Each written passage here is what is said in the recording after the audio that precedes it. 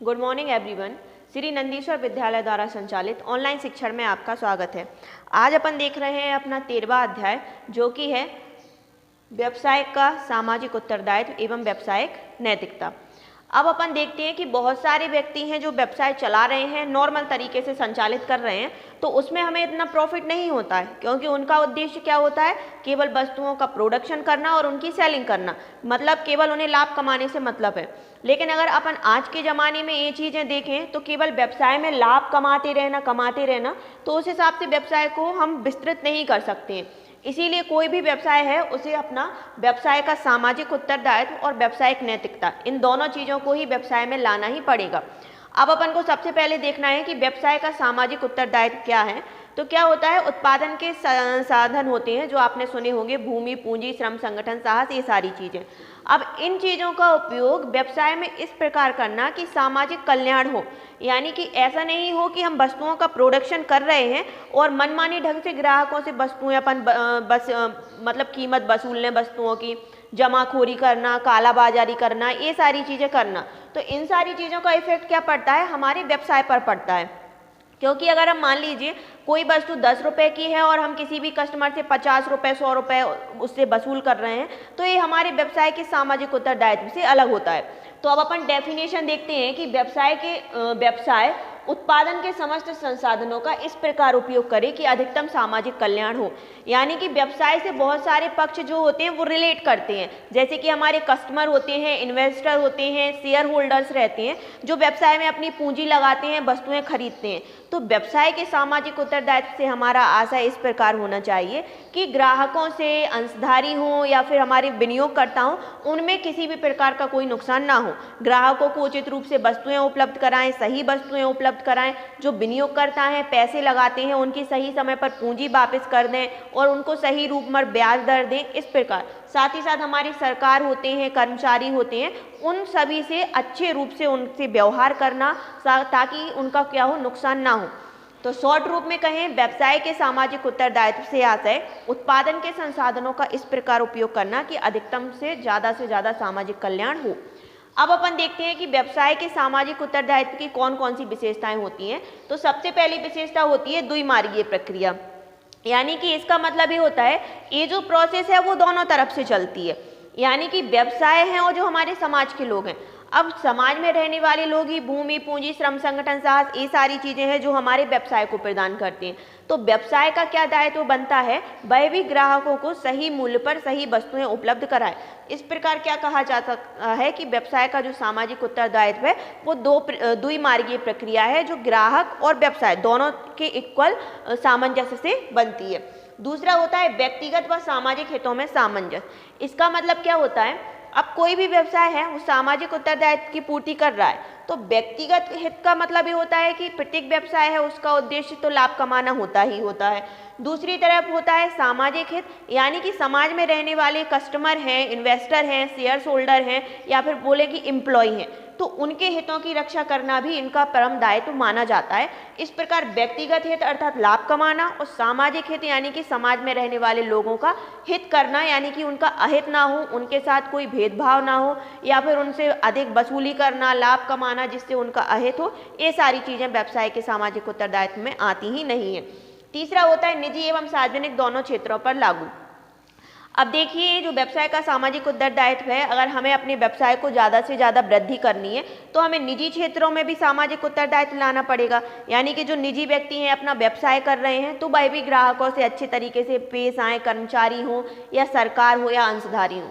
वहीं बात करें सार्वजनिक क्षेत्र की, तो सार्वजनिक क्षेत्र के अंतर्गत भी क्या किया जाता है, इसी तरह से जो सरकार कर्मचारी रहते हैं या एम्प्लॉय रहते हैं, सब लोग रहते हैं, उनके साथ अच्छे तरीके से व्यवहार किया जाता है। तो निजी और सार्वजनिक दोनों क्षेत्रों पर ही क्या होता है, जो व्यवसाय का सामाजिक उत्तरदायित्व है वो लागू किया जाता है।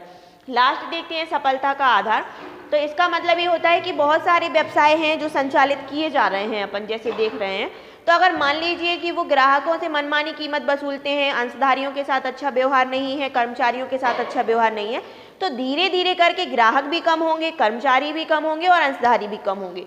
इसकी बजाय अपन देखें कि ऐसे व्यवसाय जो सामाजिक उत्तरदायित्व की पूर्ति कर रहे हैं, संसाधनों का सही तरीके से उपयोग कर रहे हैं ताकि ज़्यादा से ज़्यादा प्रॉफिट भी अर्न करें और सामाजिक कल्याण भी करें, तो इससे हमें प्रॉफिट क्या हो जाता है, व्यवसाय अभी सफल नहीं है लेकिन आगे आने वाले समय में क्या हो जाता है, वो अत्यधिक सफल हो जाता है। तो सफलता का आधार भी व्यवसाय का सामाजिक उत्तरदायित्व माना जाता है। तो इस प्रकार अपन ने देखी व्यवसाय के सामाजिक उत्तरदायित्व की विशेषताएं। अब अपन देखते हैं सामाजिक उत्तरदायित्व के औचित्य, यानी कि क्यों सामाजिक उत्तरदायित्व अपनाया जाता है और साथ ही साथ व्यवसाय में सामाजिक उत्तरदायित्व अपनाए जाने से हमें कौन कौन से प्रॉफिट हुए हैं। तो सबसे पहला होता है उपभोक्ताओं में जागरूकता। अब पहले के ज़माने में क्या होता था, उपभोक्ता इतना जागरूक नहीं था, हमने उसको जो वस्तु प्रोवाइड करी उसने बिना जानकारी लिए ले ली। अब हम उसके साथ कालाबाजारी कर रहे हैं, मिलावट कर रहे हैं, अधिक मूल्य पर वस्तुएं मतलब उसको प्रोवाइड कर रहे हैं, उसे इन चीज़ों से कोई भी लेना देना नहीं था। लेकिन जब से व्यवसाय का सामाजिक उत्तरदायित्व हुआ है तो जितने भी उपभोक्ता हैं वह क्या हो गए हैं, अपनी जो उनके अधिकार हैं, जो उनके हित में हैं, उन सारी चीज़ों के लिए सजग हो गए हैं। अगर उनके साथ किसी भी प्रकार की कोई धोखाधड़ी की जाती है तो वह अवेयर हैं कि अगर हमारे साथ ऐसा होता है तो हम उसकी शिकायत उपभोक्ता फोरम में कर सकते हैं। तो सबसे पहला इसमें प्रॉफिट क्या हुआ, इसका महत्व कि उपभोक्ता अपने हितों के प्रति जागरूक हो गए हैं। दूसरी चीज़ देखें, श्रम आंदोलन। तो इसका मतलब ये हो गया है, कोई भी व्यवसाय चल रहा है, कोई भी कंपनी है या किसी भी प्रकार की कोई भी चीज़ है, तो वहाँ पर क्या अपनाया जाता है, श्रम आंदोलन होते हैं, यानी कि श्रम संघ होते हैं, बहुत सारी यूनिटी होती है, यूनिटी लीडर भी होता है। तो अगर उसके कोई भी व्यवसाय का मालिक है और उसके साथ कोई भी भेदभाव किया जा रहा है, सैलरी सही प्रोवाइड नहीं की जा रही है, काम भी बहुत ज़्यादा कराया जा रहा है, तो अब वो भी क्या कर सकते हैं, श्रम आंदोलन कर सकते हैं, यानी कि अपनी हित के अहित हो रहा है तो उसके खिलाफ आवाज़ उठा सकते हैं। तीसरा होता है व्यवसाय का एक अभिन्न अंग। तो ये तो नॉर्मल सी बात है कि जो व्यवसाय का सामाजिक उत्तरदायित्व है उन चीज़ों को अपन व्यवसाय से अलग कर ही नहीं सकते हैं, क्योंकि अगर किसी भी व्यवसाय का मेन मोटिव केवल लाभ कमाना है, अब कैसे भी करो, एनी हाउ कुछ भी करो, कीमतें ज़्यादा वसूल करो, मिलावट करो, तो उससे वो व्यवसाय धीरे धीरे गिरता जाएगा और कम होता जाएगा। इसके बजाय इसीलिए कहा गया है कि जो व्यवसाय का सामाजिक उत्तरदायित्व है वह व्यवसाय का एक अभिन्न अंग माना जाता है, यानी कि उसको हम व्यवसाय से अलग नहीं कर सकते हैं, व्यवसाय के साथ मिलकर ही हमें व्यवसाय का सामाजिक उत्तरदायित्व करना पड़ेगा। लास्ट देखते हैं आत्मसम्मान। इसका मतलब ये है, अगर किसी भी व्यवसाय को अपनी प्रतिष्ठा बढ़ानी है, मान सम्मान बढ़ाना है, व्यवसाय की ख्याति को बढ़ाना है, तो उसे व्यवसाय का सामाजिक उत्तरदायित्व अपनाना ही पड़ेगा। क्योंकि अगर हमारा ग्राहकों से व्यवहार अच्छा है, विनियोगकर्ताओं से व्यवहार अच्छा है, तो हमें आसानी से कस्टमर भी मिल जाएंगे, पैसे भी आसानी से हमें मिल जाएंगे, ऋण भी आसानी से उपलब्ध हो जाएगा और हमारे जो व्यवसाय की गुडविल है वह भी धीरे धीरे बढ़ती जाएगी। तो इस प्रकार अपन ने देखा ये सामाजिक उत्तरदायित्व के औचित्य अर्थात उसका क्या महत्व होता है, इन सारी चीज़ों के बारे में अपन ने अभी जाना। अब अपन देखते हैं कि व्यवसाय का जो सामाजिक उत्तरदायित्व रहता है उसके कौन कौन से दायित्व रहते हैं विभिन्न वर्गों के प्रति। तो अपन देखें कि व्यवसाय से रिलेटेड बहुत सारे लोग होते हैं, जैसे हमारे ग्राहक हैं, विनियोगकर्ता हैं, कर्मचारी हैं, सरकार हैं, इन शेयर्स अंशधारी रहते हैं। तो उनके प्रति व्यवसाय के कौन कौन से दायित्व होने चाहिए। तो सबसे पहले अपन देखते हैं कि स्वयं के प्रति दायित्व, यानी कि एक व्यवसाय का स्वयं अपने प्रति कौन कौन से दायित्व होने चाहिए जिनको उन्हें पूरा करना चाहिए। तो सबसे पहले देखते हैं व्यवसाय का कुशलतापूर्वक संचालन।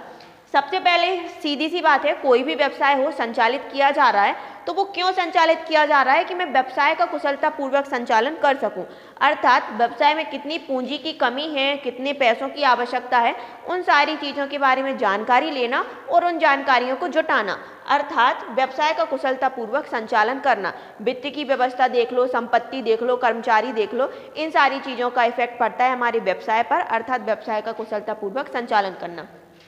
दूसरी चीज़ होती है उचित लाभ प्राप्त करना। अब ये तो सीधी सी बात है, प्रत्येक व्यवसाय चाहता है कि मैं ज़्यादा से ज़्यादा प्रॉफिट अर्न करूं, लेकिन यहाँ पर एक स्वयं के प्रति दायित्व होना चाहिए कि हमें लाभ प्राप्त करना है, लेकिन उचित तरीके से लाभ प्राप्त करें। ऐसा नहीं कि मनमानी ढंग से हम कस्टमर से पैसा वसूल कर रहे हैं, तो न्यूनतम लागत पर अधिकतम उत्पादन करके उचित लाभ प्राप्त किया जा सकता है। तीसरा हमारा है प्रतिष्ठा बनाए रखना। कोई भी व्यवसाय है अगर वो संचालित किया जा रहा है तो प्रारंभ में तो उसकी गुडविल कम होगी, लेकिन धीरे धीरे बढ़ते बढ़ते उसकी जो प्रतिष्ठा है वो अपने आप ही इंक्रीज होती जाएगी, अर्थात बढ़ती जाएगी। तो उसका स्वयं के प्रति दायित्व होता है कि सही व्यवहार किया जाए, सही वस्तु उपलब्ध कराई जाए, जिसके कारण व्यवसाय की जो प्रतिष्ठा है वो निरंतर बनी रहेगी। लास्ट है हमारा भविष्य के लिए लाभ का संचय करना। अब बहुत सारे व्यवसाय ऐसे होते हैं जिनमें कभी कभी ऐसा होता है कि है ना लाभ होता नहीं है, तो जैसे एक वर्ष लाभ हुआ, दूसरे वर्ष नहीं हुआ, तीसरे वर्ष नहीं हुआ, फिर चौथे वर्ष हुआ, तो एक स्वयं के प्रति दायित्व बनता है कि जब मुझे लाभ हो रहा है मैं उसको इकट्ठा करके रख लूँ, अर्थात संचय करके रख लूँ, और जब आवश्यकता होगी तब मैं उसका उपयोग कर लूँगा। तो भविष्य के लिए लाभ का संचय करना भी स्वयं के प्रति दायित्व होता है। अब अपन देखते हैं कि एक व्यवसाय का विनियोगकर्ताओं के प्रति क्या दायित्व होता है। तो सबसे पहले विनियोगकर्ता का मतलब होता है कि ऐसे लोग जो व्यवसाय में पैसा लगाते हैं। अब ऐसा तो है नहीं है कि 10 करोड़ रुपए चाहिए तो हमारे पास पहले से ही 10 करोड़ रुपए होगा, हम किसी ना किसी व्यक्ति से उधार लेंगे और उसके बाद हम व्यवसाय संचालित करेंगे। तो विनियोगकर्ता अर्थात ऐसे व्यक्ति जो व्यवसाय में पूंजी लगाते हैं, उनके प्रति व्यवसाय का क्या दायित्व होता है। तो सबसे पहले होता है विनियोजित पूंजी पर लाभांश। सीधी सी बात है, जब कोई व्यक्ति अपन को व्यवसाय करने के लिए पैसा उधार देता है तो हमें उसको क्या करना पड़ेगा, ब्याज देना पड़ेगा एक निश्चित दर से। तो ऐसे व्यक्ति जो व्यवसाय में पूंजी लगाए हुए हैं उनको एक निश्चित और उचित दर से लाभांश की प्राप्ति कराई जाए। दूसरा होता है पूंजी की सुरक्षा। अब किसी भी व्यक्ति ने अपन को पैसा उधार दिया है तो ये अपना दायित्व बनता है कि अपन उस पूंजी की सुरक्षा करें, अर्थात ऐसा नहीं कि उसको वेस्ट कर दें या फिर उसको नष्ट कर दें ताकि टाइम पर हम उनको पैसा लौटा ही ना पाएं। तो विनियोजित पूंजी है, अर्थात किसी ने कंपनी में शेयर्स खरीदे हैं या फिर पूंजी लगाई है तो उस पूंजी की सुरक्षा करना। तीसरा होता है पूंजी का सदुपयोग करना। अब किसी भी व्यक्ति ने आपको व्यवसाय संचालित करने के लिए पूंजी दी है तो ये आपका दायित्व बनता है कि आप उस पूंजी का सही तरीके से उपयोग करें। उपयोग करने से है कि मतलब कि अगर कर्मचारियों को सैलरी प्रोवाइड करनी है, कोई मशीन खरीदनी है, संपत्ति खरीदनी है या कोई व्यवसाय संचालित करना है तो उसका सही तरीके से उपयोग करें, यानी कि अनावश्यक व्ययों पर वो पैसा वेस्ट ना करें। तो विनियोजित पूंजी पर का सदुपयोग करना। लास्ट होता है उद्यम की प्रगति की सूचना। अब ये होता है कि जैसे मान लीजिए आपको किसी ने 10 लाख रुपए उधार दिए हैं, अब आपको क्या करना पड़ेगा, अगर आपका जो व्यवसाय है वो प्रोग्रेस कर रहा है या फिर डिमोशन यानी कि प्रोग्रेस नहीं करके नीचे जा रहा है तो आपको उसकी सही सूचना क्या करना पड़ेगा, विनियोगकर्ताओं को देना पड़ेगा। अर्थात उन्हें भी पता होना चाहिए कि जो उन्होंने पूंजी व्यवसाय के अंतर्गत लगाई है उसका सही तरीके से उपयोग हो रहा है या नहीं हो रहा है। तो इस प्रकार ये हुए विनियोगकर्ताओं के प्रति हमारे क्या दायित्व हुए। तो आज के चैप्टर में अपन ने पढ़ा व्यवसाय का सामाजिक उत्तरदायित्व, अर्थात व्यवसाय इस प्रकार करना कि ज़्यादा से ज़्यादा सामाजिक कल्याण हो, हमारे जो ग्राहक हैं, कर्मचारी हैं, विनियोगकर्ता हैं, अंशधारी हैं, इनका किसी भी प्रकार से अहित ना हो। उसके बाद अपन ने देखा था इसकी कौन कौन सी विशेषताएं होती हैं, उसका महत्व क्या होता है, और अभी अपन ने देखा कि व्यवसाय के सामाजिक उत्तरदायित्व के स्वयं के प्रति और विनियोगकर्ताओं के प्रति कौन कौन से दायित्व हैं।